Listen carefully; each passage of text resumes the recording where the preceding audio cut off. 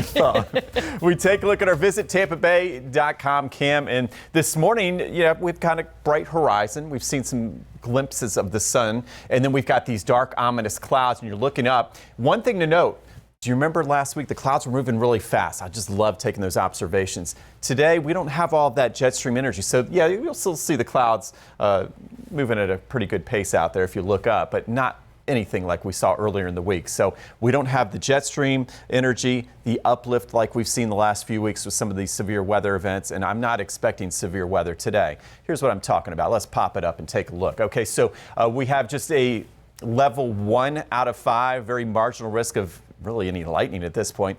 Where you see the yellow, that's the key. Where you see the yellow here on this screen, that is where we're going to see our best chance of at least a few thunderstorms today. That'd be southeast Florida. And you know why? Because they've got the sea breeze, the east coast sea breeze that will work in tandem with a front moving their way. So they've got a couple of issues, a couple more convergence in the atmosphere, and that's why maybe there could be a strong storm or two. But again, that's southeast Florida, not for us. And right now, we've got this thin line of rain, but as we go through the morning, I do expect a few showers to still fill in across the area.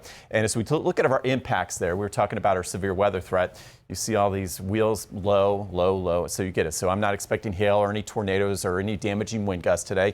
We'll still keep our guard up for maybe a little lightning toward lunchtime. So we're in the thunder roars. Head indoors. Let's go to the maps. I was talking about that front that will bring increasing showers today. Right now, not really making a big swift move toward us, but it will as we go through later this morning and this afternoon. But there's our rain chance. You see just offshore, it's really poised, trying to fill in as it moves over us, but it looks like it won't get its act together, that energy, at least until it moves by us, and that will be later on this afternoon. We take a look at our big satellite radar composite. We've had a few showers already in Hernando and Citrus County this morning. And then again, we're watching Pasco, Pinellas, Hillsborough, Manatee County. All right, Bradenton, my friends, I know you've been asking for rain. And yeah, I do still see some rain showers in your future, especially by early afternoon. We take a look at that beach forecast, thinking about Sarasota. I know there's some folks celebrating down in Sarasota. Well, we've got, the best chance of rain, again, late morning, early afternoon, and by late day, I think the beach forecast will spruce up for all of us from Sarasota and all the way up towards Siesta Key, Clearwater Beach, and we have temperatures right in the low 80s. So, hey, we got a little break from the heat at least this afternoon after that rain moves by. We take a look at our marine forecast. Yes, west winds 10 to 15 knots, 2 to 3 foot seas, and right now just a low risk of lightning for the boaters out there. And look at this, just a light chop, so that's good. We take a look at our weather impacts today. Really tells the story. We're talking about the low impacts, lightning, wind, and hail out there.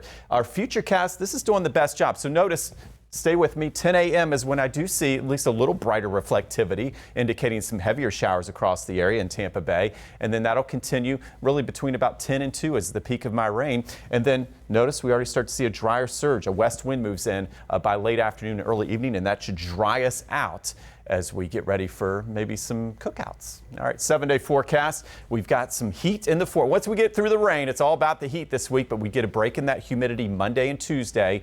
And then as we go into Wednesday through next weekend, oh yes, it's our heat season. Highs in the low to mid 90s as we head into Thursday.